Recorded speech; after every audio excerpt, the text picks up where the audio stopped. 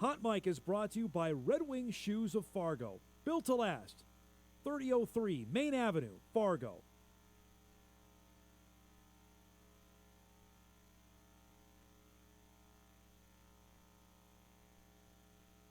Hot Mic with Dom Izzo. Really?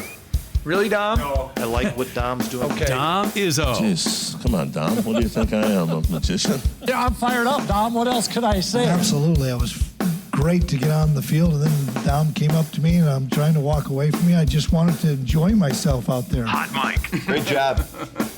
There's got to be some kind of intelligent question about something. Coach Dom Izzo, WDAY in Fargo, North Dakota. Can you give me a layup or something? Hot Mic. Presented by Northwestern Mutual. That program is second to none. On the networks of WDAY. You know, if it's not about sports, I find it very hard to concentrate. Here's Dom Izzo.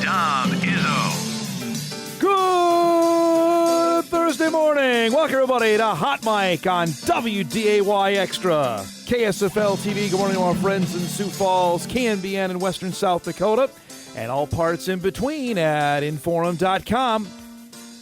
Happy Thursday, everybody. It is the 23rd day of July, 2026. Steamrolling towards, apparently, the steam, because it's going to get crazy hot here, it looks like, by the end of the week and into the weekend. But what do we expect, I guess, in July? It'd be nice if we just had some temperate for a bit instead of the wild swings, but I guess we get that in this part of the world. Hey, you live here, you get negative 30 and 100. That's a wide swath that we get to deal with in our temperate zone. Great to be with everybody here on a beautiful Thursday morning. Got a lot to get to here as we get ready for, I would say, the last weekend around here without football for quite a bit, because next weekend we have teams practicing. Both North Dakota State and the University of North Dakota will be back practicing. So this is it for you out there that are meandering aimlessly looking for football. There will be actual practice. We're not that far away from game. I believe 2 weeks from tonight, we have the NFL Hall of Fame game. The Vikes will be practicing this time next week. So we are officially on the back end of getting things ready to rock and roll, which is exciting to discuss. It's a big time around here. Obviously, the 3M Open is underway down in Blaine with Scotty Scheffler in the field. I remember we were on the air when we got the word that came in that he was going to be playing in the 3M Open, which I think took all of us like a little bit by surprise that he actually was going to go do that. So he's on the golf course now. We'll be updating that throughout our show. Our guy Tom Hoagie tees off at noon today, and this is it for Tom. We'll get into this in just a little while of why this week and next week are about as important weeks he's had on the PGA Tour in quite some time. So we'll detail that coming up in just a little bit. A lot to unpack today. We'll continue our Mountain West conversations that we had in Las Vegas. Today we'll hear from Nevada head coach Jeff Choate, who's, I would say, up against it. It's probably the best way to describe what he has on tap for him in 2026. He's got to win some ball games after a really tough last couple of years. Enjoyed our conversation with the former Montana State head coach. When we get into his time at Montana State and the fact that the Cats are on the Wolfpack schedule this year, the same date the Bison open up with Air Force to start Mountain West play. That night in Reno, Nevada's hosting Montana State. And you'll be really interested to hear his comments. We'll do that coming up in just a little bit. Excited for everybody to get to hear that. All right, let's rock and roll with today's program. And we'll start with the Minnesota Twins. When we left you yesterday, they had lost for the fourth consecutive time after getting back to 500 and quickly seeing their playoff hopes or season unravel, right? To start the second half of the year at 1-4, knowing they needed to start well to bolster any chances they had of maybe making some positive moves at the trade deadline and not siphoning off the roster as they did last year at this time. So, and Denard Span, who's on the call with Corey Provis this week, said it when the game was over last night. He didn't call it a must-win, but maybe a gotta-have-it game last night facing the Guardians in Cleveland after losing the first two games of this set. They were let's just call it, they were up against it. They needed a good performance, and boy, they got it started the best way you can. Trevor Larnach, top of the first, leadoff hitter, bombs one out to right for a 404-foot shot. Put the Twins up 1-0. That's the kind of mo you need. Guardians, though, would get 3 on Bailey Ober. It's 3-1 when Brooks Lee delivers an RBI single. That scores Austin Jackson, makes it a 3-1 or 3-2 score in favor of the Guardians. Later in the third, Josh Bell up at the plate just hacks this one to second. That's going to be effective to drive in a run as Lee's gets the second. Larnach scores, and we're tied up at 3. It's 4-3 in the fourth when Lee unloads. This is an absolute tank to center. A 3-run homer gives the Twins some breathing room for the first time basically since Friday. They finally score some runs in a ball game. It's 7-3 Minnesota. Now, later in the game, it's now 7-4. This is a scary play for Victor Caratini. Goes down in a heap after fouling the ball off of his knee, or more particularly kneecap. Look at this. Right there, you can tell. If you were watching the broadcast live, you could audibly hear him groan after the ball hit him. Just a contusion. Doubt he plays this afternoon. Larnach continues his big night at the plate with a base hit back up the gut here in the top of the 8th. That would score 2. He drove in 3, made it 9-4 Minnesota at that point. Guardians would get a couple back, but the Twins would close it out with Gomez coming in, and Minnesota gets a much-needed victory. 10-6, the final in Cleveland last night, to snap their 4-game losing skid and at least deny the chance the Guardians to win the series last night. Now, that could happen here today. Ober not involved in the decision, went 4 innings, allowed 8 hits and 4 runs, not nearly as effective as he was at Wrigley Field a week ago Friday. Then it was Funderburk, Adams, Morris, and Gomez who closed it out. Big night, as he saw, from Lee, who drove in 4. Larnach drove in 3. And leading the way for the victory. Final game of the series comes up. We got a matinee at Progressive Field later today. The up-to-date standings in the American League Central as you sit here on the penultimate Thursday in July. The White Sox have a 1-game lead on the Guardians. The Twins sit 5 back. The Tigers 6.5 back in the Central, and the Royals bringing up the rear, 17 games under 500. In the wild card race right now, Boston finally lost a game. The Red Sox had won 15 in a row prior to yesterday. They finally lost. They hold the final wild card spot. They are 2 clear of the Mariners, 3 clear of the Orioles, and then the Twins are also 3 games back. So they're right in that spot where they're not out of it, but they're not necessarily right there, which seems like we had this discussion every year about this baseball team, that they're not completely submarine, and yet they're not completely out of the race. It's going to be fascinating to see what plays out here over the next, I'd say, week or so. They've got another game today with Cleveland. They'll fly back home, and they have the A's coming in to town. I call them the Sacramento A's. I know baseball doesn't officially register that. Then it's Kansas City. They have an off day Monday, 3 with the Royals, and then they're out west for Seattle and Kansas. Here's a chance here. Kansas City's not good. You got to sweep the Royals, and frankly, you probably got to sweep the A's, which might be a bridge too far to ask of this baseball team, but we'll see what happens. You got to win today, too. If you want to be relevant, here over the last 2 months of the season, trade deadline is Monday, August 3rd, which is not that far away. It's a week from Monday, so you got to start winning some ball games here and putting some series together. Corey Provis will join us tomorrow, as always, on the show to recap this road trip and look ahead to the A's and Kansas City. That'll be tomorrow at 9:30, as per usual.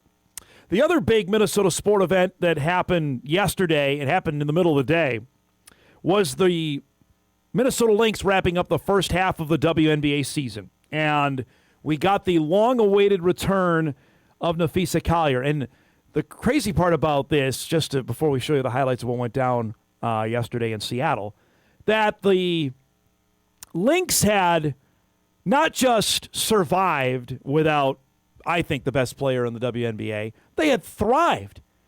Olivia Miles has come in and become a superstar on this team. Kayla McBride is an all-star, and they have the best record in the league. And now you tell me they're adding in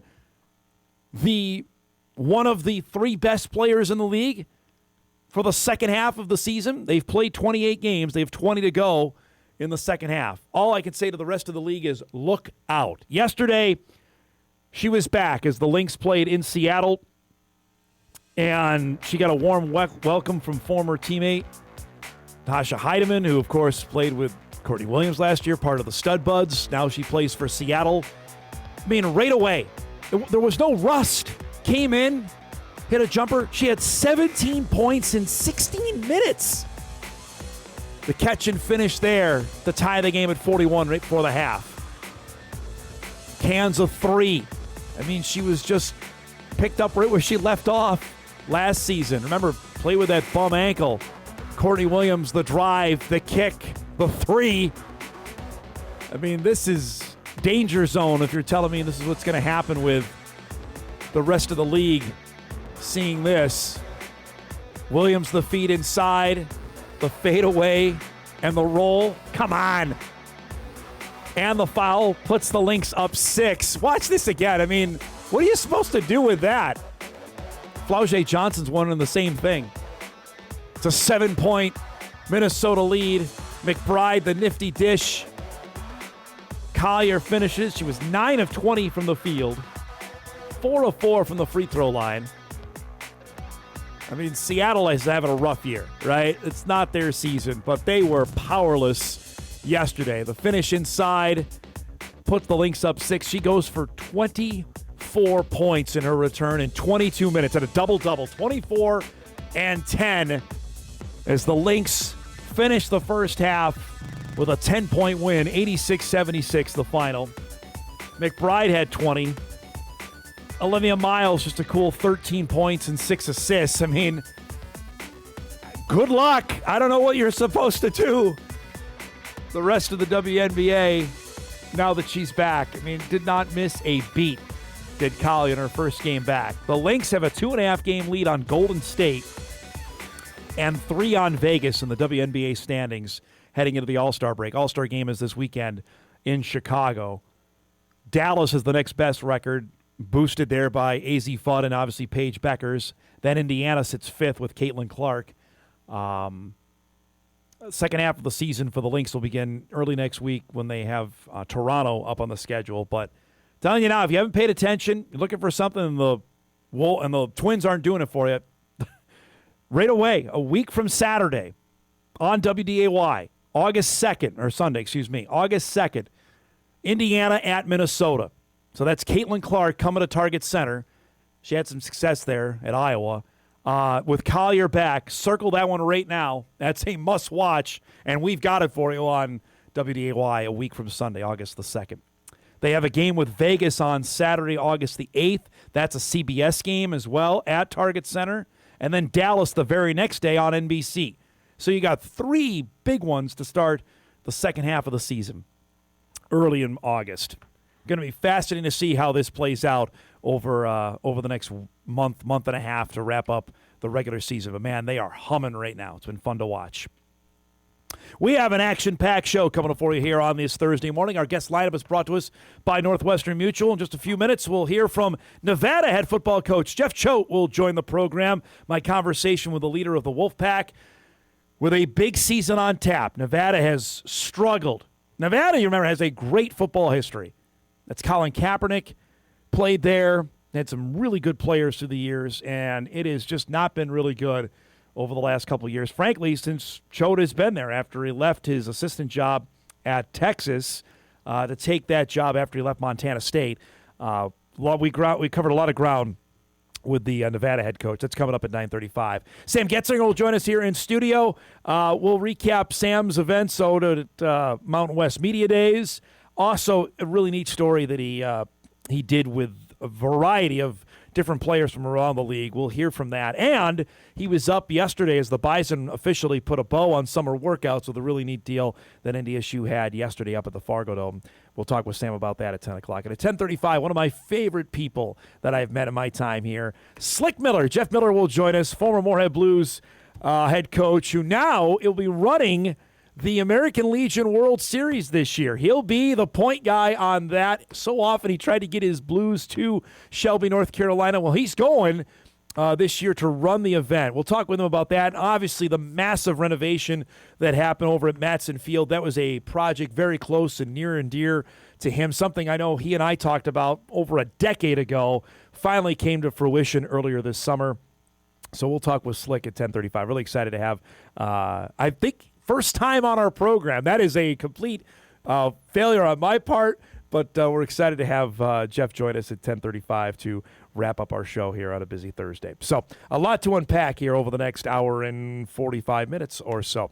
We'll take our first break. We are off and rolling here on this Thursday. When we come back, we'll update things from the 3M Open. A couple other topics. Want to hit back on our streaming conversation we had yesterday as well. Hot Mike, off and rolling on a Thursday. We're back on WDAY Extra right after this.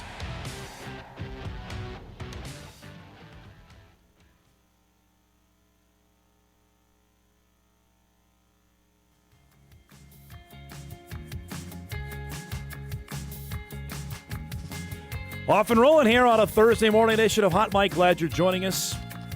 Our conversation with Jeff Choate coming up here in just a little bit. A lot to get to here today. Mentioned the 3M Open.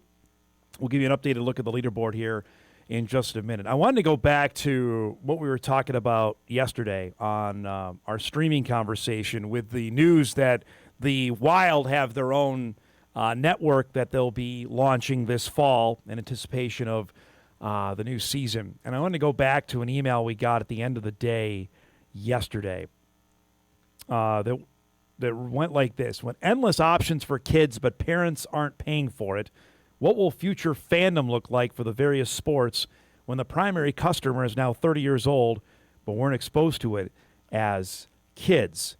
And that, I appreciate the email, and we chatted about it briefly at the end of the day yesterday, and I wanted to get a little bit more leeway with it here, or runway as it were, here this morning. Just because I thought about it a little bit longer. And here's the thing. People are going to pay for what they want, right?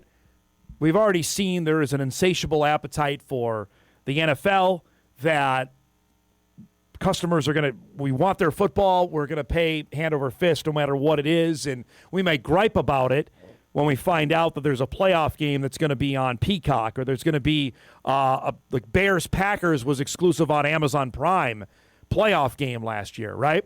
There's a reason why the league did that they knew, first off, that people would, if they hadn't had an Amazon subscription yet, they would certainly get one because it was probably the most high-profile game of the wild card round last year.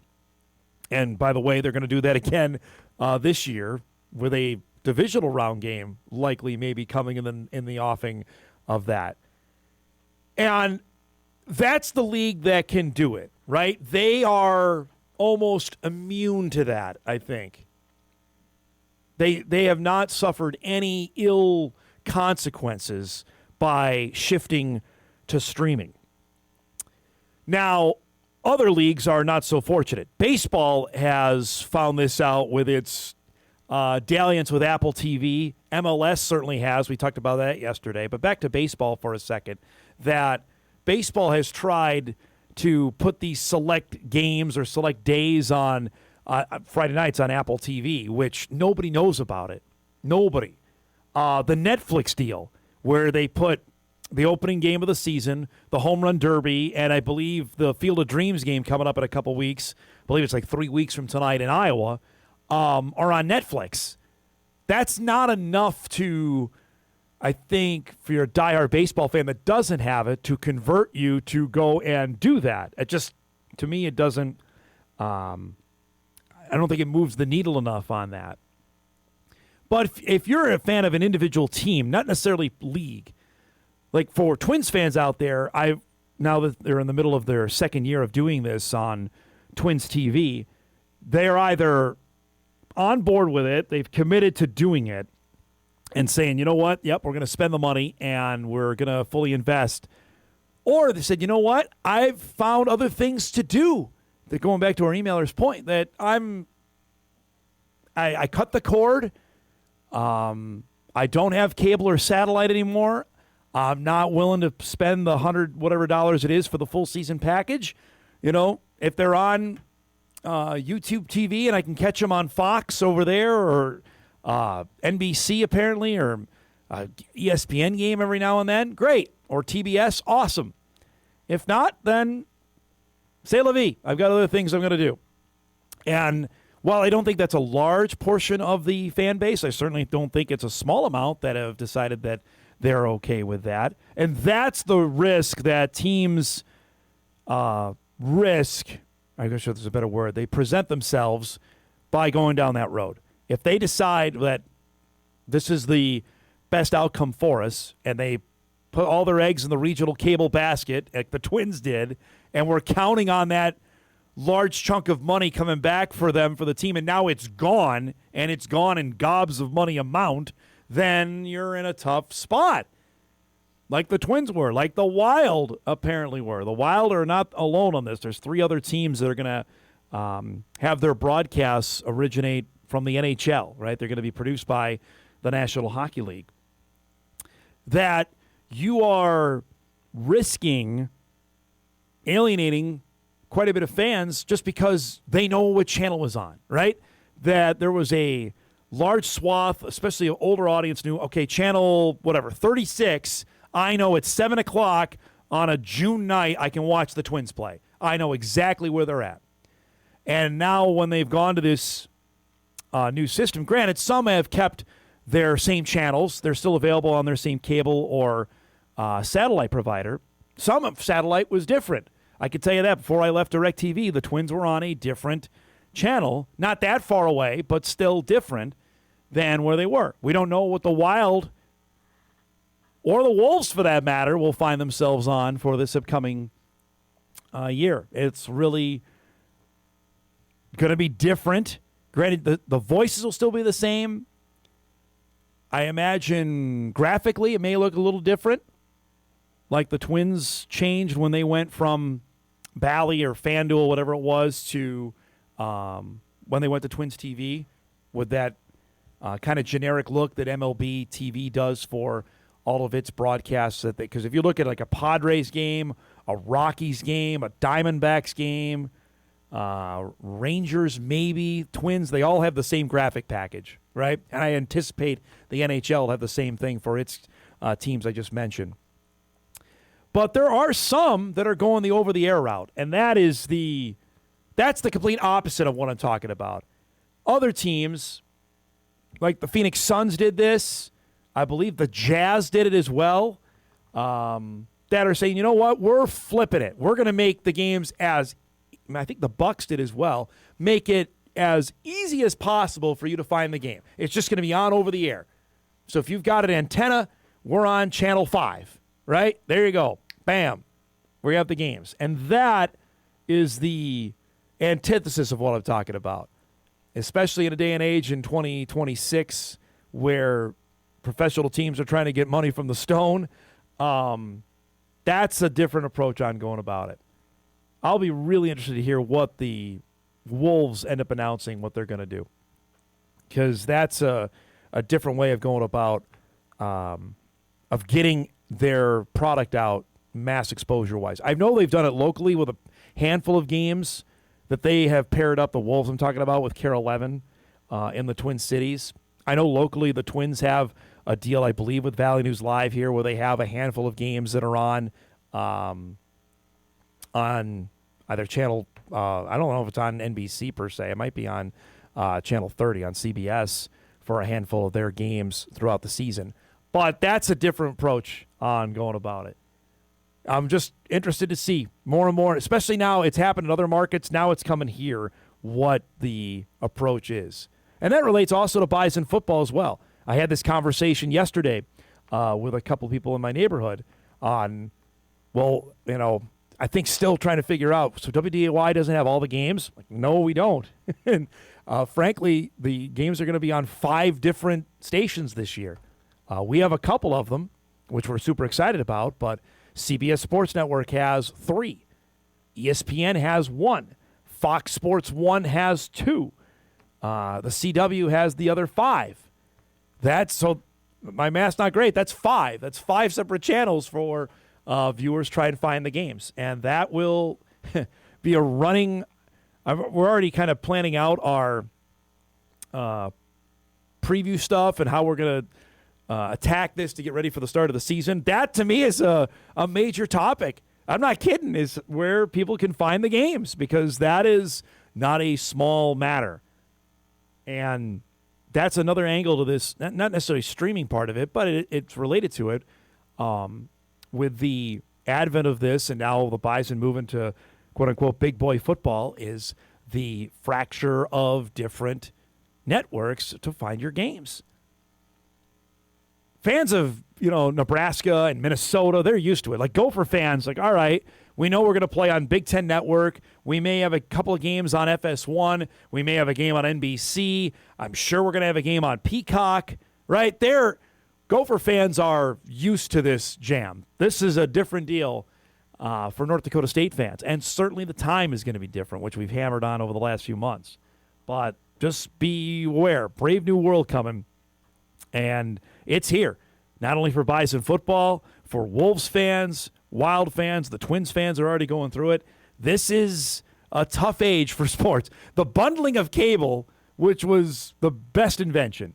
You had bundle everything. I can get all of my teams and pay this kind of rate. And now it's fractured in a way where you need 7 different services to pay this amount, $80 to $100 a month, if you want to watch your favorite teams. And I don't blame some for saying, no, I'm not doing that. Or it's too hard to follow, because it is. It's a lot going on right now. All right, bottom of the hour here. We'll break. We come back. We'll have my conversation with the head coach of the Nevada Wolfpack. Jeff Choate will join us on expectations for them and, for him, a return trip to Fargo. That's coming up when Hot Mike returns on this Thursday morning. We're back right after this.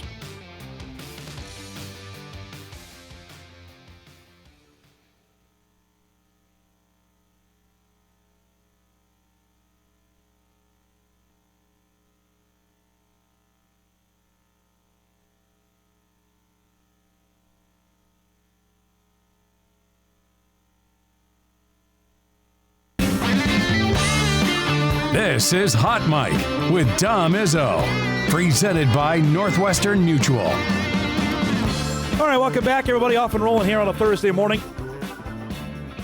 So we've heard from more than half of the coaches in the league. Obviously, we had 3 on last week. We were in Vegas live. We had Tim Polisic join us. We had Dan Mullen, which was fantastic, and Scotty Walden, which was really, really good as well, the head coach of UTEP, join us live. And then early this week, on Monday, we had Timmy Chang, head coach of Hawaii. If you missed that, it was fantastic. Tuesday, we had Jason Eck, head coach of New Mexico, which was electric.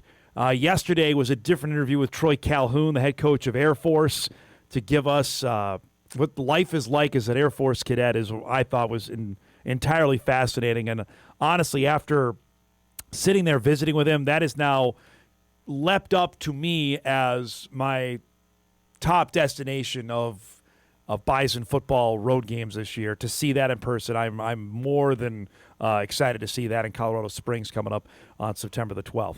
Our next coach, though, is a guy that is actually pretty familiar with the Fargo, though, and Jeff Choate, the head coach at Nevada. And for Bison fans, they certainly remember Choate as the head coach at Montana State. He led the Cats from 2016 to 2020 and turned that program around.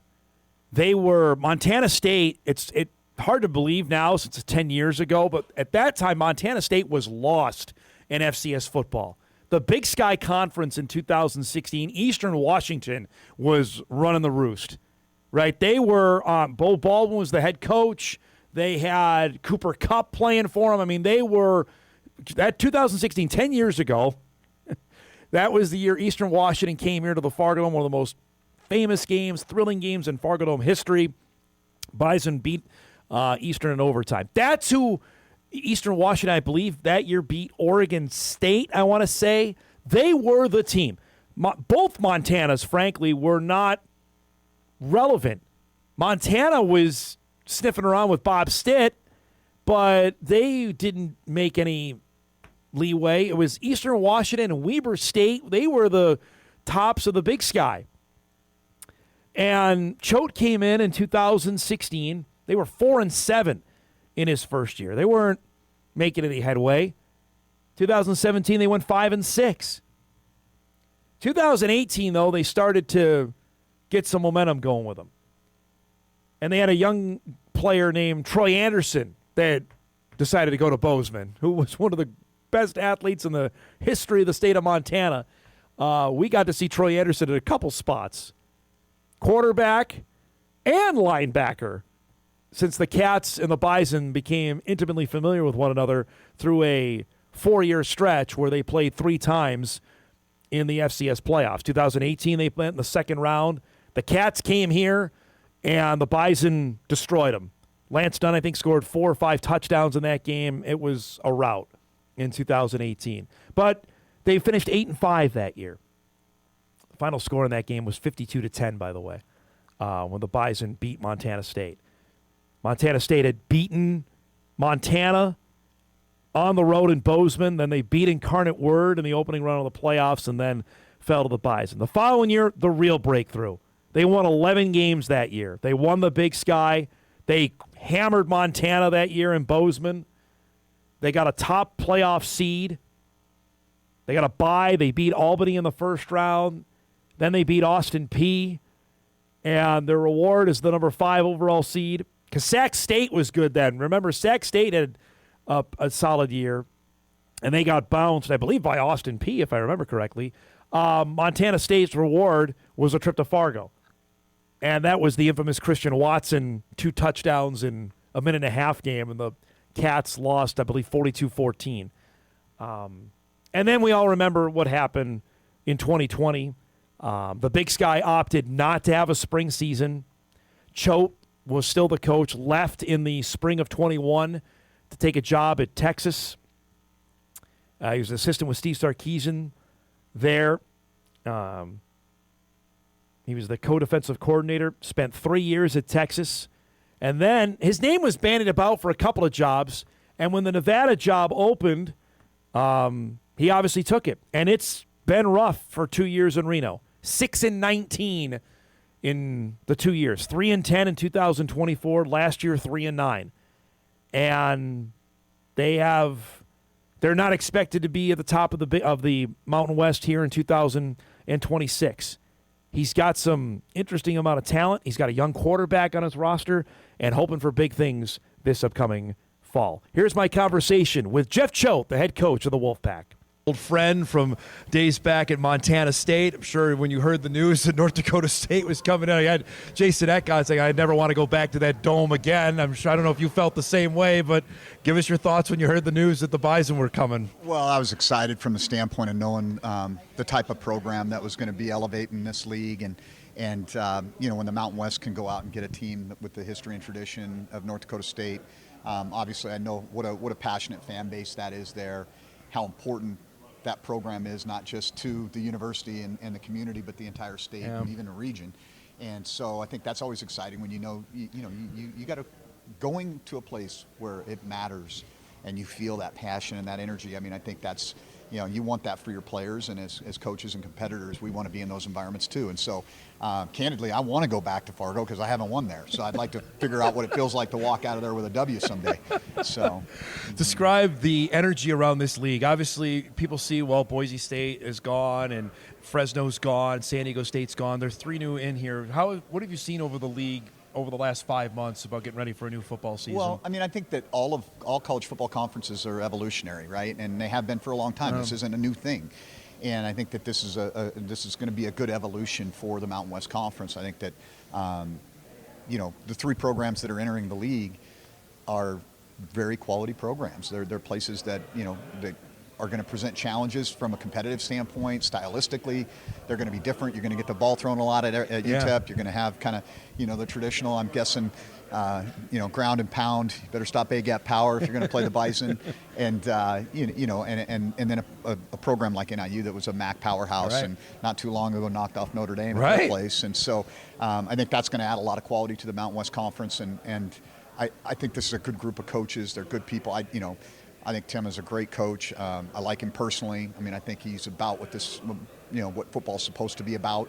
And, I think this was a logical time for a variety of reasons for North Dakota State to make this jump. And I think some of it has to do, maybe not all of it, but some of it has to do with the fact that, in 19, when we played there in the national semifinals, I think we had 7 guys on our roster that ended up playing in the NFL. I can't even imagine how many guys. I know they had a first-round draft pick at quarterback, a first-round draft pick at wide receiver, a couple of high draft picks on the O-line. Yes. And you don't see that as much anymore at that level because of the transfer portal. Yep. And so being able to retain your best players and keep those guys in Fargo, I'm sure had to play at least a small role in that decision. On the flip side now, have coached in the FCS, and I've seen this, I was talking with Jason Eck about this, the level of players coming from the FCS to play in the group of 6, the level of quality there. Is it surprising on the outside for people to say, wow, the level of talent at FCS football is maybe better than what I knew?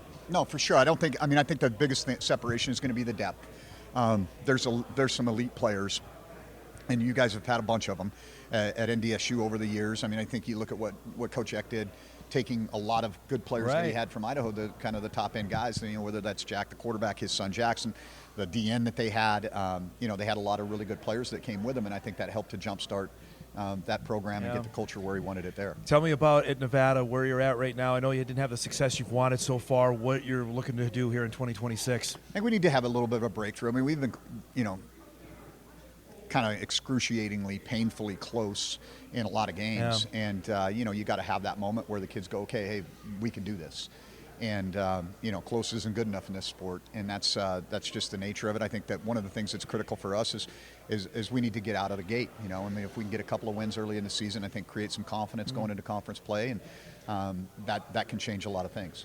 I know you don't make scheduling, so when you see Montana State on the schedule, how personal is that one for you, and knowing full well what they're bringing back as the reigning FCS champions? Yeah, well, I mean, first of all, I actually did have a hand in scheduling that game.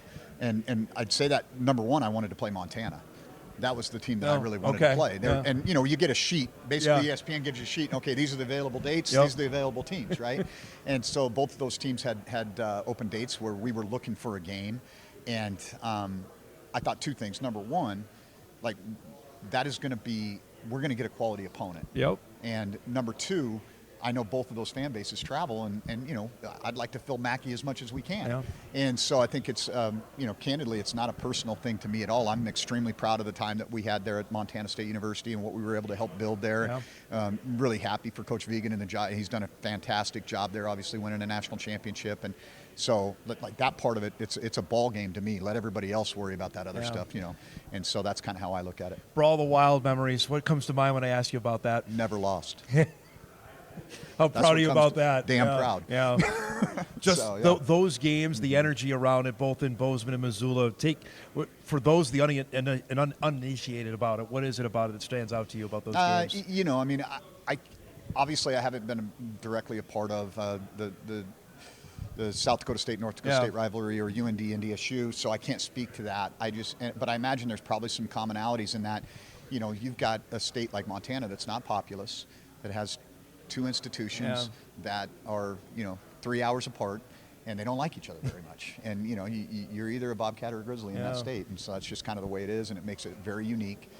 2 passionate fan bases that it's Montana's Super Bowl. Everybody circles that the second it comes out. I mean, Nevada's had some great football players, great football history. How much does that not necessarily weigh on you, but knowing we want to tap into that, we want to get back to those days of when the Wolfpack were really, really good at the top of the league?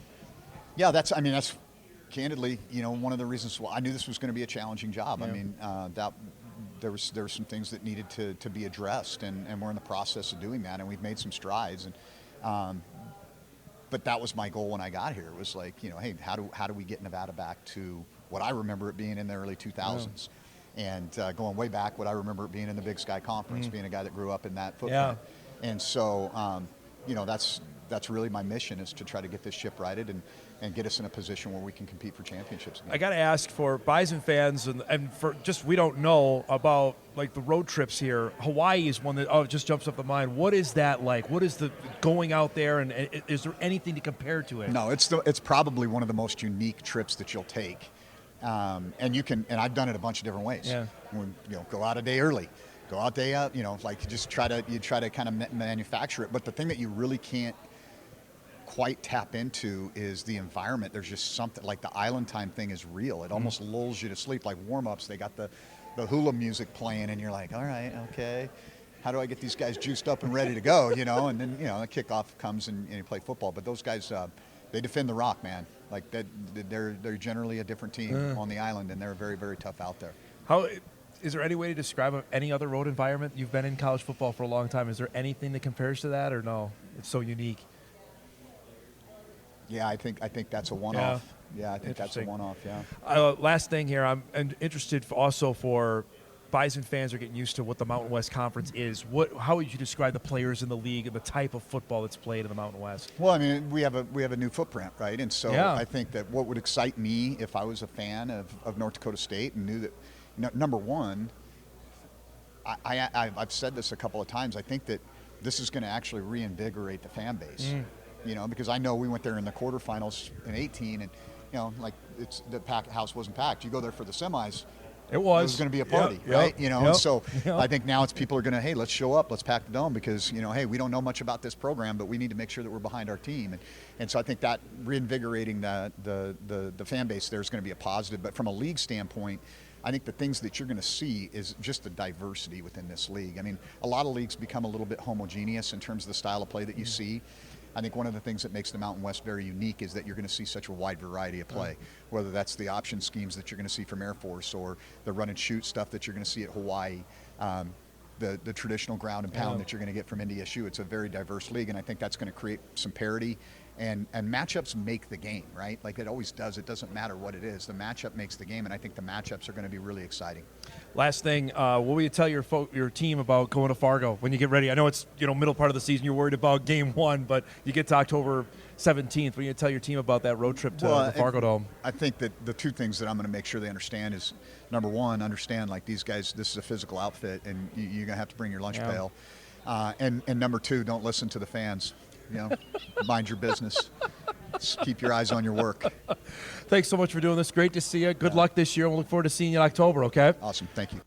There's our conversation with Nevada head coach Jeff Choate, and I thought it was really interesting, his response when I asked him about the Brawl of the Wild memories, because that's something I could ask our guy Drew Trafton, and he does not have fond memories of Choate being head coach of Montana State. As he mentioned, they never lost in the 4 years that he was head coach of the Cats, and trying to take that same blueprint that he built at Bozeman and bring it to Reno.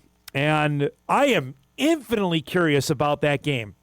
We talked about it, the Montana State-Nevada game on September the 12th, because I think there is you know what? That's a mistake on my part. We should have seen what the betting odds were for that game, but it would not surprise me one iota if Montana State ends up being a favorite in that game with the Cats coming up in Reno on September the 12th. Montana State brings a ton of players back. They're the reigning champions. I don't think many think highly of what Nevada football is in 2026, and knowing full well what Montana State brings to the table. There's no betting line on it right now, but I would not surprise me if Montana State ends up being not even a slight favorite, maybe a pretty good favorite in that game when they play in Reno. That's one of the final games of the day on that particular Saturday. So I know for fans here, you're going to have your eyes on, obviously, that game's on Fox Sports 1, the Bison Air Force game. But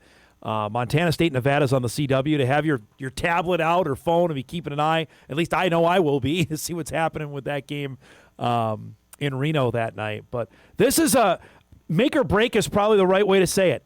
They got to win some ball games. They only won 3 each of the last couple of years. They got a brand new indoor facility that's coming up in Reno that they got to contend for a bowl game. Now, will they? I don't know. You saw their schedule, what is in front of them. And we mentioned the Montana State game.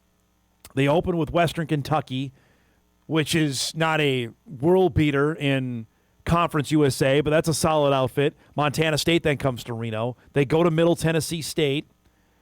Then they host Air Force at UTEP, at NDSU. Back-to-back roadies, so they go to El Paso and Fargo. Home for San Jose State, at UCLA. And I know UCLA isn't what they were, but that's still a trip to the Rose Bowl. Then they host New Mexico, at Northern Illinois, host Hawaii, and then the season with their rivalry game at UNLV. That's going to be tough to get 6 wins out of there. Their road trips again: Middle Tennessee, El Paso, Fargo, the Rose Bowl. Fargo at home and the Rose Bowl back-to-back sounds different, doesn't it? And then DeKalb and Vegas. We'll see. But there's a couple jobs I'd look at right now that certainly Wyoming is one with Jay Sawvell, and Nevada with Jeff Choate. They got to win some ball games in 2026. It'll be really interesting to see what plays out with each of those programs. All right, we're overdue for a break. We'll take it here. We'll wrap up our first hour. Big second hour plan. We'll talk some baseball. We'll talk some football. A few emails coming in as well. As Hot Mike rolls on a Thursday morning, we're back after this.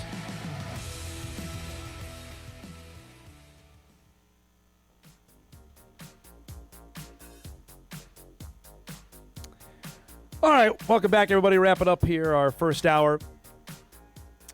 Email comes in. I appreciate this for our conversation we just played. Jeff Choate has 2 feathers in his cap that will forever be remembered by Bobcat fans. He went 4-0 against the Grizz, and he flipped an in-state recruiting, instant legend status.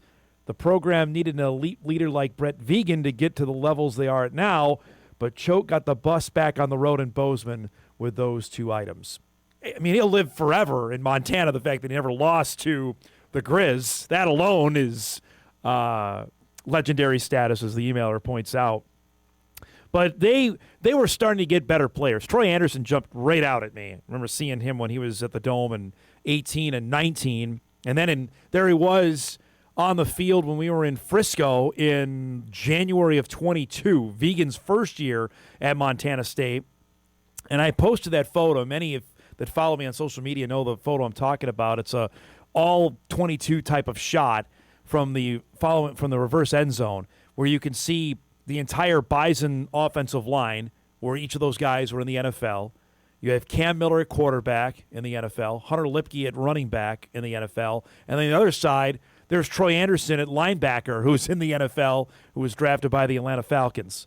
Now that was a loaded team. Both of them were. That Montana State team, of course, Tommy Mellott was a freshman quarterback who got hurt early in that game, and of course we know the rest of the story of what happened in that 2021 game where the Bison won. I think it was 38-10. So we'll see if Choate can get those kind of players to come to Nevada. He needs to win, and he needs to win now. We'll break. We come back. We'll start our second hour. Sam Goetzinger will join us with a fun story he worked on yesterday. Chat a few other topics as well when hour 2 of Hot Mike begins on a Thursday morning. We're back right after this.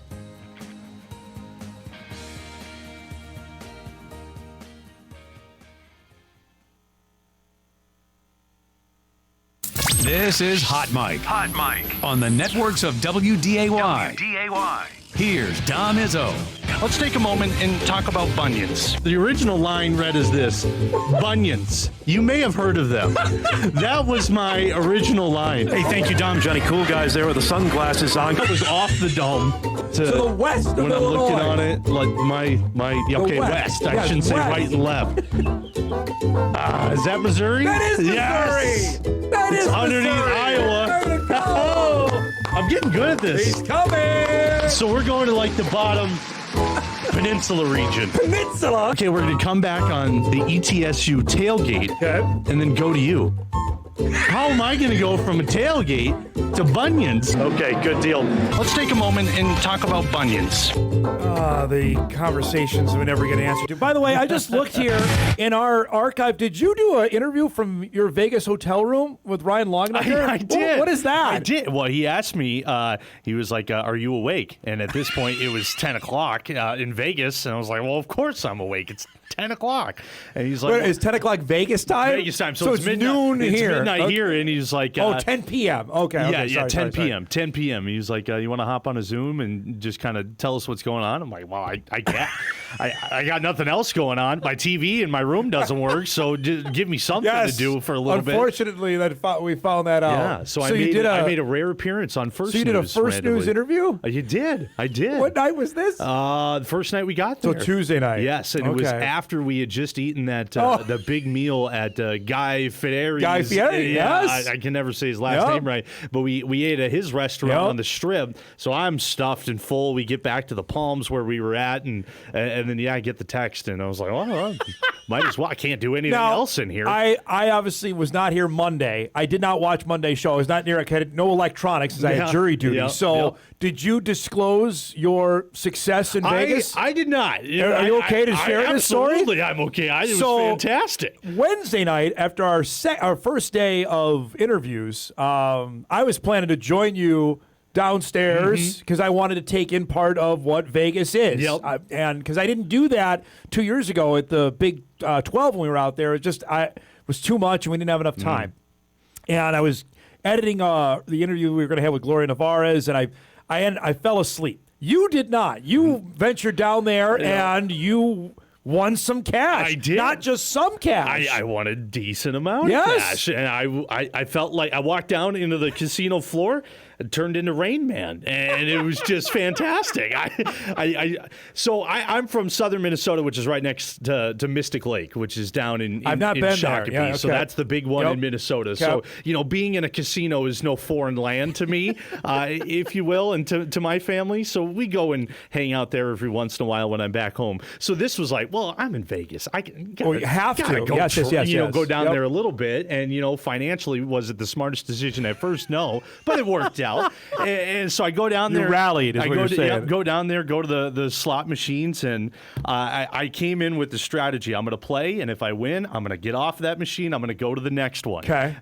Play, win. Okay. I'm going to get off and go to the next one. Play, win. All right. Well, I got to go to the next one. And I'm trekking from all corners of the casino floor. And it's working. I couldn't believe it. It's working.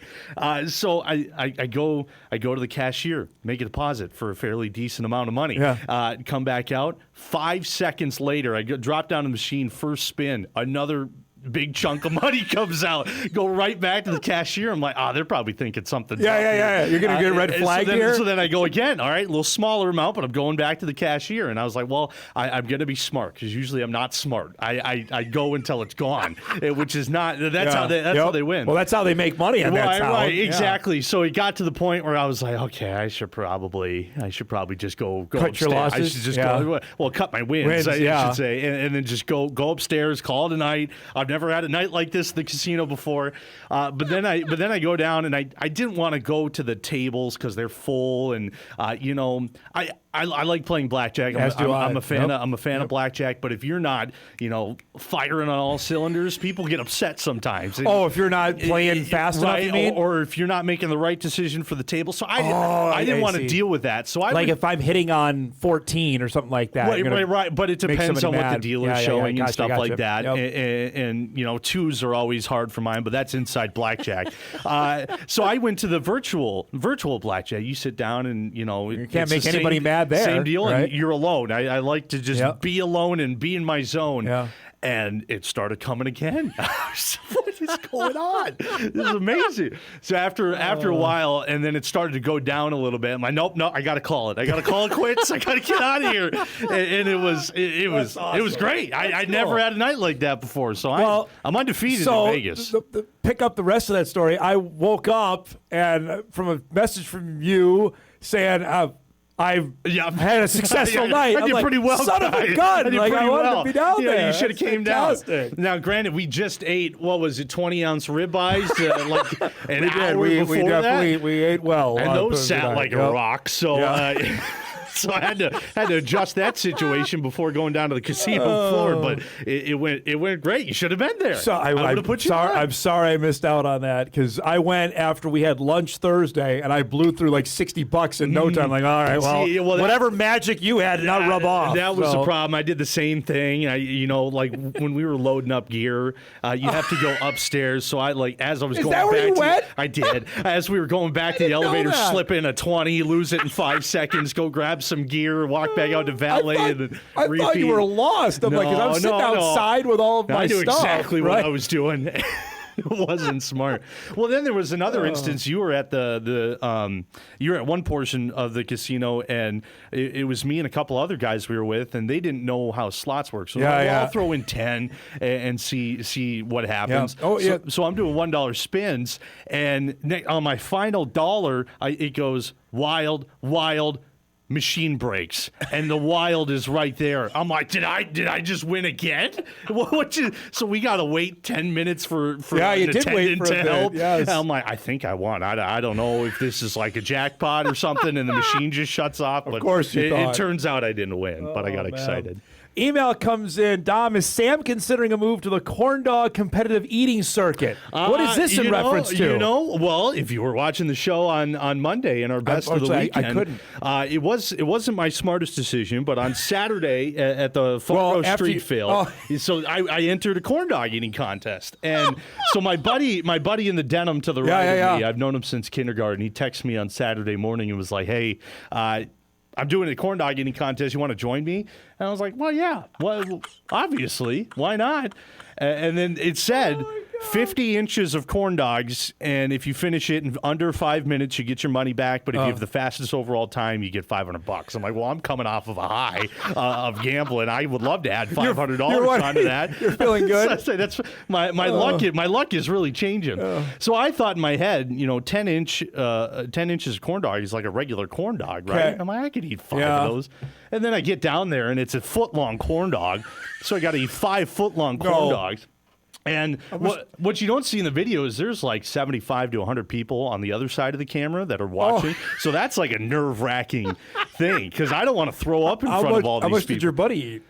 He ate 4. Is that more than you? No, I ate 5. Oh. I ate 5. So they did it in heats Thursday, Friday, and Saturday, and we were the final event. Oh, and the time to beat was like 5:43 or something like that. 5 minutes and 43 seconds. Yes. Yep. So I finished mine at 5:40, and I'm like, well, I beat that time. Yeah. Turns out 2 guys next to me, these big dudes, hammered it. So I didn't win anything. I think I got 3rd. It's unofficial.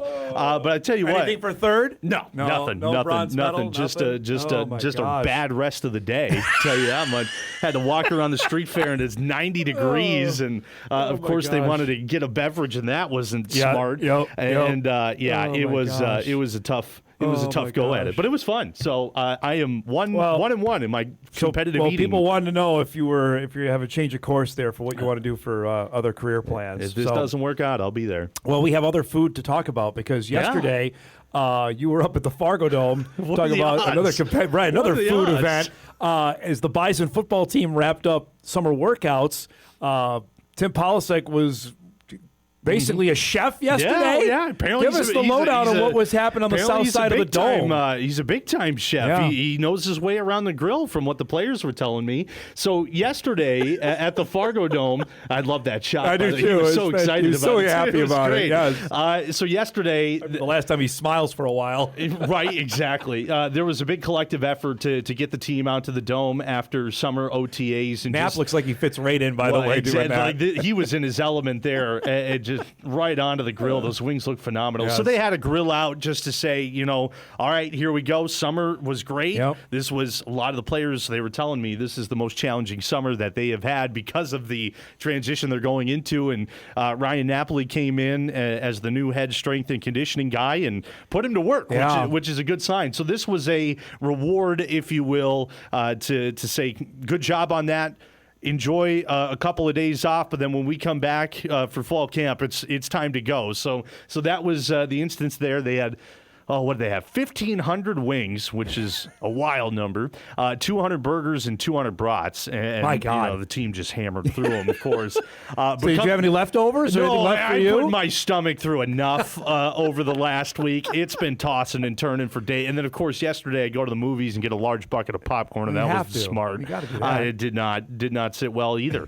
But Tim apparently is known for his wings. Yes. So the team told me that. The team loved that. and the smoker they had was provided by Tom and Don Blattner, big Bison supporters, and that's a competition-level smoker that they had. Yeah. It smelled phenomenal. When you showed the video of it, and I'm like, my goodness, that thing is gargantuan. It's the real deal. The BFPA was helping out with that. Hurt and Horns provided the food and everything. They also brought over their top chef to help make this all happen, which was really cool. And it was a neat deal. Tim told me after that he's hoping they can get 100 rack of ribs on that smoker. Oh my God! For next year. Well, then I'll be there in a heartbeat if that's the case. Right, exactly. I would say, and Napoli, I know, talked a little bit to me about this during spring football, and I know Tim talked to us about it in Vegas and visiting with a couple of players, Darius Givens and Griffin Empey both, that this was the hardest camp that they went through simply because of elevation training they're getting ready for. You know, they're going to have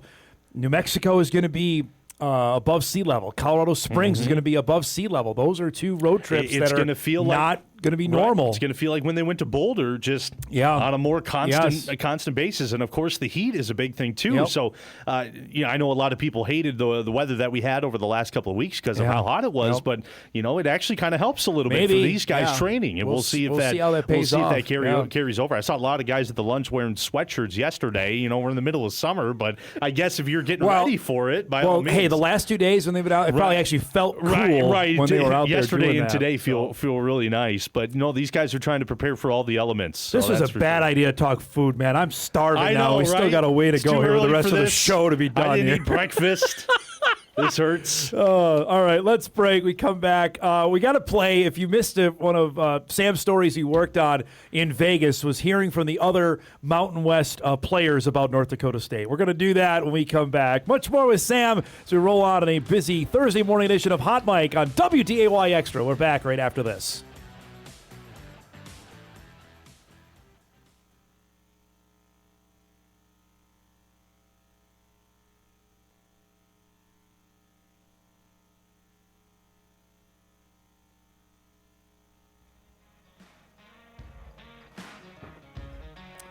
Shout out to our guy Ben Becker, got some new drone stuff of us. This is fantastic of the indoor practice facility.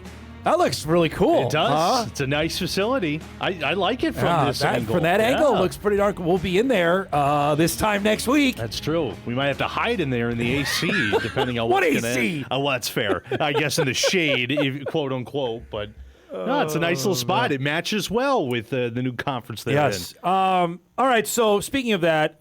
People saw what I was doing for my 4 hours of Hot Mic. You were also there, not just gambling the entire time. Well, you did some work, and you and Kyle Strecker were just MVPs, man, because you went and you talked to everybody. Yeah, tried to. Most specifically on Wednesday with all of the players that were made available. Now remember, each team had 4 players, so if there are 10 teams there, that's 40 guys. It's a lot of guys that were available to interview. Would you say how many did you get? 36? 37 to 38. I think we missed like 2 or 3, something like that. Yeah, and. One of the stories that you worked on was basically trying to find out what these guys know about NDSU and North Dakota, right? Yes, exactly. And surprisingly, they did know a lot about North Dakota State. They knew a lot about the football team. They did not know much about the state of North Dakota, but they did know about North Dakota State. And there was, I don't even know if I should be surprised by it, but I kind of am just how much respect that they had for North Dakota State prior to entering into the league because of what they've done. Apparently, a lot of these players, they went through and they would watch North Dakota State when they didn't have their games and see what they're all about at the FCS level. And North Dakota State's going into this conference with a lot of respect from at least the representatives that were at media days last week. All right, so that's the perfect intro. Here's a sampling of what Sam was able to get last week. I'm from Florida. Like North Dakota just sounded like a faraway land to me growing up. So. Trivia question for you: do you know anything about North Dakota at all? I don't. I know they have a lot of mountains. I can tell you that, but nobody knows anything about the Dakotas. Really? Does that surprise you at all? No? Yeah. When I tell people I'm from South Dakota, there's not that kind of ends the conversation. There's not much to talk about out there. But at South Dakota State, North Dakota State. football means everything, and I think that's another reason why it's a great add to the league. They kind of remind me of like a Wyoming, where football's huge there. Your reaction when you heard North Dakota State was joining the league, what went through your head when you heard that? It was okay. So the first thing that went through my head was like, I get to play at the Dome. That was like my most immediate reaction. Is like, I get to play at a legendary place that is known throughout the land. You know, the Fargo Dome is probably one of the craziest things I've ever seen. You know, crazy fans. What more can you say about the Fargo Dome? Did you know anything about the Bison before this? I did. I mean, how do you not? You know, they've been very well known as a powerhouse in the FCS level, and you know, when they joined, I felt like it just brought so much more excitingness to the Mountain West. You know, with your guys' name and you guys' brand, it's huge because you guys are the standard at the FCS level, and for you guys to take that next step and you know take the step in competition, it's great. And I feel like you guys brought a lot of excitement to this conference, and you know, hoping that we get to go play a game up there soon, maybe next season. All right, two things. The guy, the Nevada wide receiver who's talking about the mountain, Marshawn Braun. I'm not going to throw. I wanted to put that in there. I told him after, I was like, hey, just a heads up for you, it's the flattest land you've ever seen in your life. I don't think he understood what I meant. Really? I was like, there's no mountains. There's not a single mountain there. But I wanted to put that in there. New Mexico, who is that? That's Brian Booker. He's one of my favorite players in the league already. I've never seen him play, but just speaking with him, he was awesome. He's got other bites that we will use for other stuff leading up into the season than New Mexico. He was great. He's so fun to talk to, and that answer and others that he gave, he's one of my favorites. That was great. I've never seen him play. He's one of my favorites. And then great. Mike Alejado was the last person you heard from. That's the Hawaii quarterback who that's the offensive preseason player of the year. Knows full well that the Bison are going to Hawaii. And I think he's lying about how he wants to come to North Dakota. I don't think he wants. You get the sense that they're not too fond or looking forward to their trip to NIU this year. Yes, they do have to go to DeKalb. Yeah, so they got to make their way, and that's in the dead of winter too. So I don't know if they're looking forward to that one. But when is that? When is that game in Hawaii? I'm looking October, at it right here. November. When is Hawaii? It's before the NDSU It's game. October 24th. Yeah, so it's right before Halloween. Yep. So not. I mean, well, plus they also go to UTEP too. That's a trek for them as well. I told Coach Chang when we said, well, the ultimate payback would be for you guys to come to Fargo, and then the game's at 11 a.m. Central Time, which would be 6 a.m. Hawaiian. Yeah, right. That would. Would hurt. See, that's the problem. I'm going to get so confused with all these time zones on what time everybody is in the world. I didn't know. Well, Vegas when you're trapped in the casino, you don't care what time it is, man. So people said daylight and darkness just continue. It's a labyrinth and a prison and casinos, and no, it's not. I can find my way out. It's true. No, that's why there's no windows anywhere. It's a maze. Right. But no, the guys were great. Booker and who he was with, Malik, and he's French. Yeah. And I don't remember his last name, but they were having fun with it, and those two were awesome. The New Mexico guys, of course, you had Jack Stanek and Jack Lane, two FCS guys. Yep. So of course they knew all about North Dakota State and what it takes to make that transition from FCS to FBS. The other two from New Mexico were just football fans, and just that's awesome. They just love the fact that NDSU, a team that has this resume, is going to join the league and they can come here. That was fun to hear. I described this earlier. Can you describe for the San Jose State and Northern Illinois players, were they just like puppy dogs, like, hey, somebody come talk to us, please? Yes. I throw Nevada in there. Oh, really? Sure. Nevada too? Nevada was the first one to go, and I felt a little bad because who they paired up with? They were paired up with... Was it UTEP? No, UTEP was later in the day, but they were paired up with the team. Was it Vegas? No, it wasn't Vegas. It might have been New Mexico. So New Mexico, of course, Nevada. after the season they had it. Right. Everybody wanted to talk to them. So I was like, well, I'm going to so I kind of did that. Okay, if everybody's flocking to UNLV in New Mexico, and I know they're going to be here for an hour and a half, I'm going to catch them later. So I started to go up with the UTEPs and the Nevadas, and I got the sense that they were just kind of looking to get talked to. One quick inside baseball thing. What did you make of the format of what they did, of how the Mountain West structured it? It was good. I like the idea of Radio Row and the scrums. Yep. I think from where we were, the scrum, that's what they call that. What you just saw, where people just walk up and all huddle around. Yep. I think that could have been a better format as opposed to a free-for-all. Okay, just find somebody and go. Now, for instance, me and Kyle were in one spot. Jeff and Mike are in the other spot. Yeah. Eventually, we're going to switch. Yep. And these coaches and players, and it's the same for everybody else, they're hearing the same questions over and over and over again. Because people are there, they're trying to get what works for their story, and obviously you want to, because you got a fairly limited time with them, so you want to get the bullet points. But I know Dan Mullen, by the time I got to him, he had heard everything. He had heard the NDSU question about 95 times, and I'm sure he wasn't a fan of that by the time I got to him. So, so I think if they can, go one at a time or one team at a time, or structure it to where you kind of follow the crowd, I think that would be the better way to do that. So there's not as much repetition. Real quick here before we go, the big golf fan you are, the 3M Open is underway. Mm-hmm. Do you know yet how much they paid to get Scotty Scheffler to come to Blaine this weekend? Did you find it out? No. They had to have been a ton of money. You've been to this event. I have. I think it's a great event. I hope it stays. Like, the calendar is changing. The PGA Tour is some events are not, like, they're not going back to Detroit after this year. I hope for the they Rocket Mortgage stay. class. I hope they stay in Minnesota. This is a definitely. really big deal. I think that's why they're trying to get guys like Scotty, and there's some big names in the field. But Spieth was going to be, and he pulled out, right? But he withdrew. Yeah. There's been no reason for that. And Ryan Fox was going to be in it too. But of course, you win. You don't need it anymore. Definitely. I hope this goes there. I don't know if I love the course, TPC Twin Cities. It's the 8th ranked course in the state, so there's 7 others better than that. Gosh, what? So Hazeltine and then what? Hazeltine, and there's plenty other that I'm blanking on. I'd have Detroit Country Club up there. I love DCC. I don't think they're going to come. I don't think they're going to come up to. Well, the Pine de Palm is already there anyway. That occupies Detroit.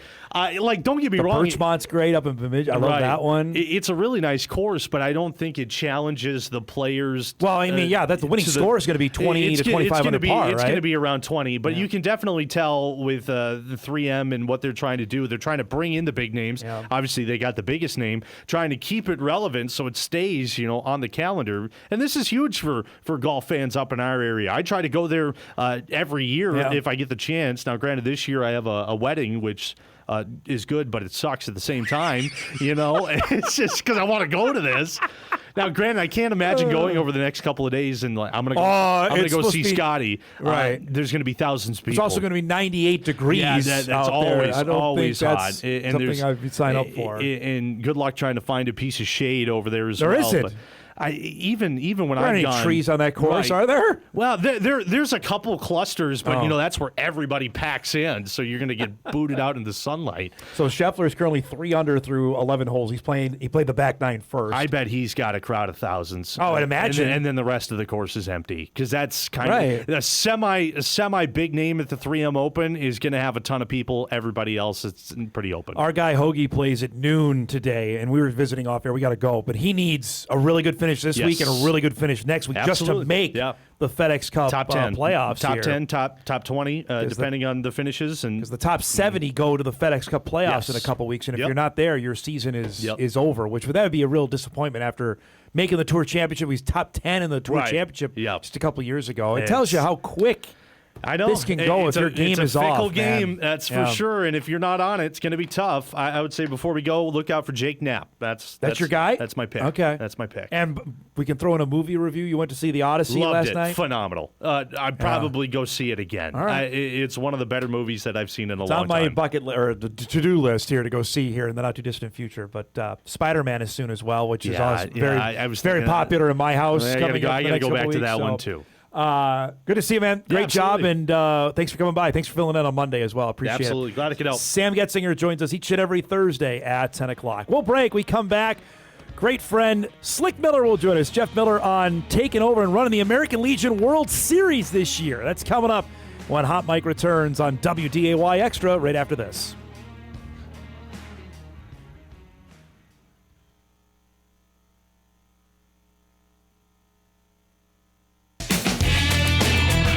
This is Hot Mike with Dom Izzo, presented by Northwestern Mutual. All right, welcome back, everybody. Final half hour here on a busy Thursday morning. We're getting near that part of the summer where we start to see more and more youth baseball on TV or softball. I was watching ESPN's got the Little League softball regionals on now for the first time in anticipation of that.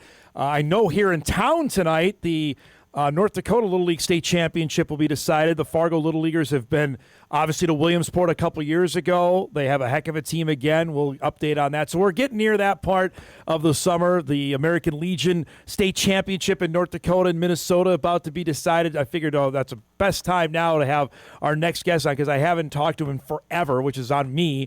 And also to talk about the renovation going at Matson Field, which I think he and I talked about 15 years ago.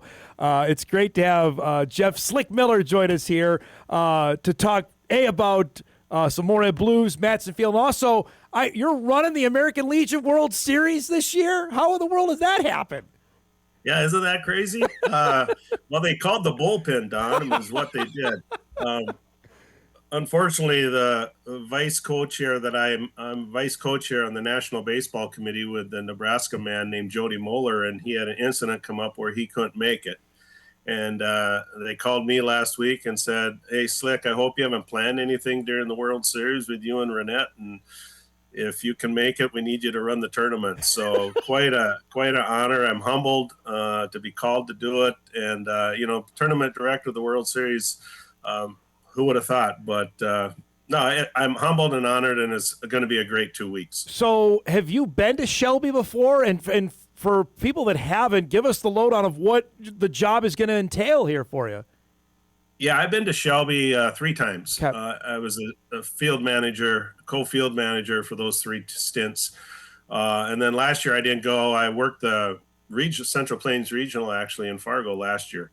And but as tournament director, you're in charge of everything and making sure the tournament runs smooth and all the umpires are taken care of, the teams are taken care of, the teams are following the rules, proper protocol towards the American flag, towards our veterans, and just making sure that everything runs smooth to a point where nobody has to call me, I hope. And to do that, Dom, you need a great group of volunteers around you. Yep. And the Department of North Carolina, they send a great group of volunteers who know how to run a tournament like this in Shelby. And, they've been hosting it now well over 10 years. It's a great place. And the other fortunate thing I've been able to do is run many regionals for the National American Legion. And plus, coached with Fargo Post 2 and 2 American Legion World Series. So, and then I volunteered at the one in 2008 that we had in Fargo too. So I've been around it. It's nothing new, but being the tournament director, everything falls on you. And so I'm excited for it. And it's going to be a great 2 weeks. I have to ask, you probably have to deal with the ESPN people as well, right? There's a whole other level to it too, right? Oh, yeah. And as field manager, we really had to deal with them because we had to be, as you're well aware of in live broadcasts, we had to be right down to the second for everything from flyovers to national anthem to lineups. So, a great group of people at ESPN, they come in and do a wonderful job. And we're very fortunate that, they come and cover the American Legion Baseball World Series. I have to ask to see it. Fargo's been the last couple of times, obviously, to see it grow from when you first went there to now. Where have you seen it really blow up over the last decade? American Legion Baseball has really blown up in the northern parts of the country. Unfortunately, the southern parts, they're more into the club ball and more into Connie Mack. We're trying to get our feet back into down there. But to the World Series point, what has blown up in the last decade is what Shelby's put into the ballpark. It is unbelievable. It's a beautiful facility. And now after this World Series, the week after, they're tearing the ballpark up and replacing it all with turf. No kidding. So we won't have to worry about rainouts. We won't have to, worry about those kind of things because North Carolina in August is hot and humid, and they get rain in evening hours. And as Fargo Post 2 attest to that a few years ago when I was down there, and they're looking at me going, "Slick, really? When are we going to play?" I think we finished the game at 2:15 in the morning, and they had to come back and play the next morning. And but a tribute to Coach Rusted and his staff and the teammate. They came out and played very well that next morning. The old school baseball guy that you are, how do you feel about turf going in there? I don't like it. But I'm old school, and it's, to me, baseball is played on grass, but I understand drainage, time constraints, with where the World Series has gone and where it has to be now with time constraints with college and all that stuff. We got to get the games in, and it is what it is. And that's where we're going to as a society in baseball, I believe. How much did this blow up your summer plans? Did you have anything planned or want to do that particular week? Well, no, I guess we kind of, my wife is dealing with some issues, and we've always said, okay, it's going to be your summer, honey. And I just told them that I got to just stick around. Yeah. Plus, next week I'll be in Glenwood running the state Division II state tournament. So there's a weekend. But so anyway, we're going into Detroit Lakes one day because we spend our summer at the lake. And she drives by Wee Fest, and she goes, I want to go to Wee Fest this year. I looked at her and said, 20 years ago, we said we're never stepping foot again on Wee Fest grounds. So, we decided, okay, we're going to Wee Fest, and I bit the bullet, and we're going to Wee Fest. But the next morning, I got to fly out to Shelby. So it's going to be a late night, early morning for me. And that's the only thing we have planned. And it's great. I'm looking forward to it. And she's fine with it, too. And how is your wife doing? I know she's battling some health issues. How's she feeling right now? Yeah, well, she was diagnosed in December with stage 4 stomach cancer, and she's doing really well. Good. She's responded so well to the chemotherapy. They've stopped that. She's on immunotherapy right now. A wonderful, wonderful summer we've had together. Good. She's no real nausea, no loss of hair. It's just unbelievable how she's responded. So Awesome. She's doing very well. I appreciate you asking. I know there's a ton of people, not only in Moorhead, but the whole surrounding area that are thinking of you and Renette right now, and that's awesome to hear that. I got to ask, because I saw the video, I know Riley Swenson was over that night. I thought he immediately, when Mattson was done, because you and I talked about renovating Mattson Field probably like 15 years ago. To see it now, do you believe it? And you got your name on one of the dugouts? I mean, come on, man. You got to be over the moon. Yeah, I am. I'm fired up. It's an exciting time for Mattson Field. We rejuvenated that beautiful facility. Riley was my bat boy back then 15 years ago, and he remembers those days too. And it's just a wonderful place to be now. We're still raising money. We still got to put the concession stand and restrooms up on the concourse and some sunshades. But gosh almighty, just to see that done. And when we got home from Arizona this spring, I had a tear in my eye, and it was just unbelievable. And thanks to all the donors and the city of Moorhead, and just the wonderful outpouring of support we've received so far is just tremendous. Did you know that your name was going to be on the dugout? Was that a surprise to you? That was a surprise. And and then the mayor said, "You want to say a few words?" When they did it at the groundbreaking, and I said, "I can't." You got me. I'm usually not a loss of words, and you know that, Dob. And she got me, and so I'm very humbled and honored. And there's a lot more people in Moorhead baseball that should have their name on something than me, but I'm very humbled and honored. When was the first time you remember saying we got to do something about Mattson? What year do you remember? Like the first conversation you had about that?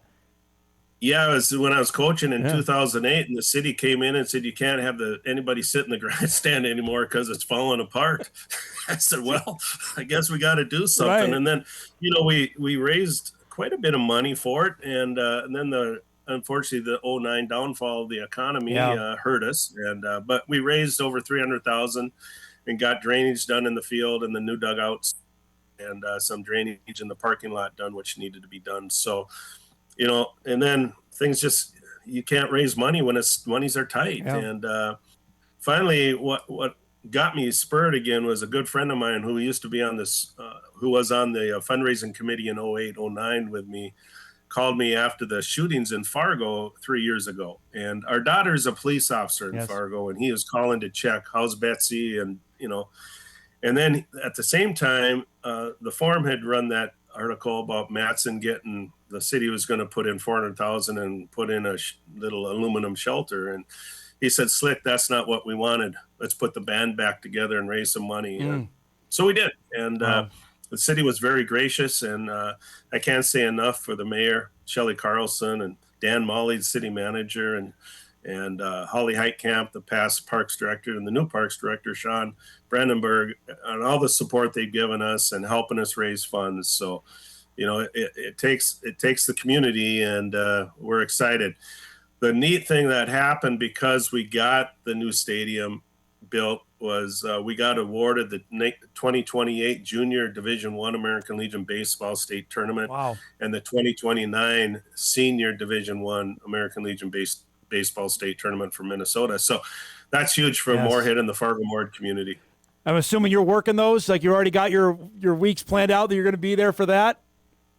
Yeah, it's funny. We already started planning meetings for that, and I'm sure I'll be around if the good Lord lets me. So, it's oh man, it's me. It's in my blood. No doubt. I love this time of year, and I love American Legion baseball, and it's near and dear to me. We got to go here, but give me one or two players come right to mind. Like, boy, these are maybe not the best player, but maybe your favorite players to coach. You got a couple that come right to mind?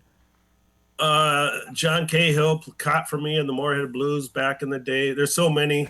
Back when I coached with Jerry Harder, Rick Helling, of course, that 1989 World Series team.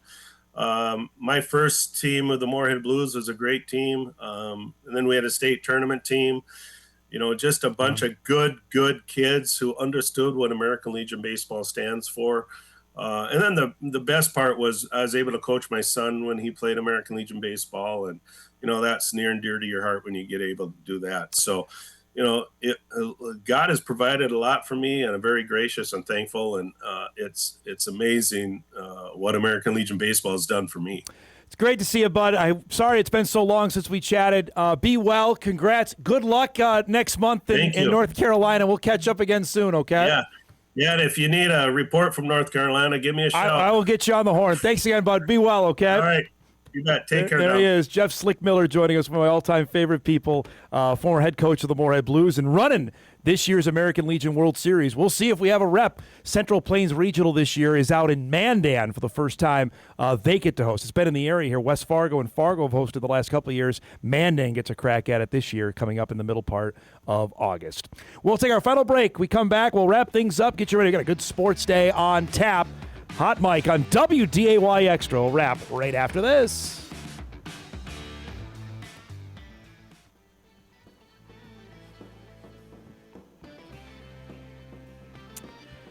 All right, wrapping things up, everybody, here on a Thursday morning. Tomorrow, we're back with you to wrap the week.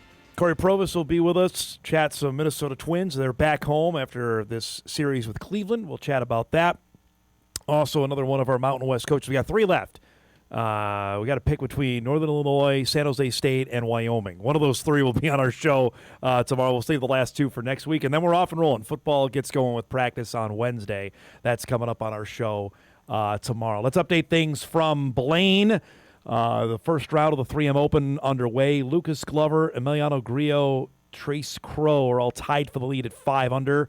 Scotty Scheffler 1 shot back. He's at 4 under par through 13 holes.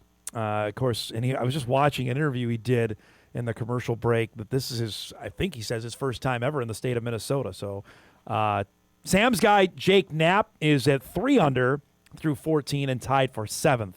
That's the guy who Sam picked to win. So we'll be keeping our eye on that. Fargo's Tom Hoagie goes at noon today. He's starting right now 75th on the FedEx Cup rankings. And for those that are not familiar with golf, the top 70 in the FedEx Cup points list advance to the playoffs, which start in a couple weeks. So Tom needs a big finish here and a really good finish next week to get into that. He had that happen a couple years ago where he played well, and that was to not only ensure the FedEx Cup playoffs, was ensure his tour card for the following season. He doesn't worry about that. Once you get a PGA Tour win, I think you have a 10-year exemption. Got to look again on that.